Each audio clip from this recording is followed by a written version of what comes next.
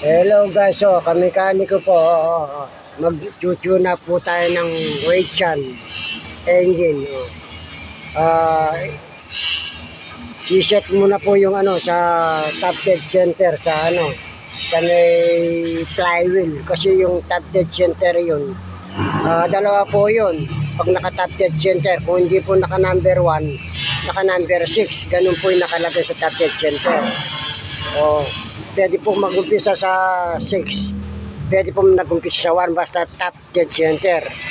O kaya pwede po mag-tune up yung exhaust close and take ready to open kahit hindi na po tignan yung top dead center sa flywheel. Ngayon pag nag-adjust po ng barbula, ni-adjust po yung number 1, ang ikot nyo po ito clockwise po.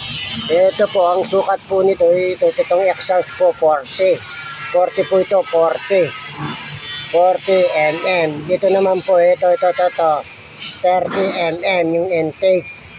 Ito naman ABB po 25 to ABB, itong ABB na sinasabi sa itaas ng sa itaas ng rocker arm, ABB yan, ABB yan. Pag nag-adjust po rito sa ilalim, huwag pong aalisin to, tapos adjust po dito sa itaas, huwag nyo tatanggalin to, tapos i-adjust mo yung 25 dito. Yan, ganun po yung pag-adjust yun na po. O ganun, running mate po, tandaan lang po, running mate. At saka po yung yung exhaust close and take ready to open. Okay, like and share. Ganun lang po pag-adjust ng Weichai engine. Okay, ang mekaniko po.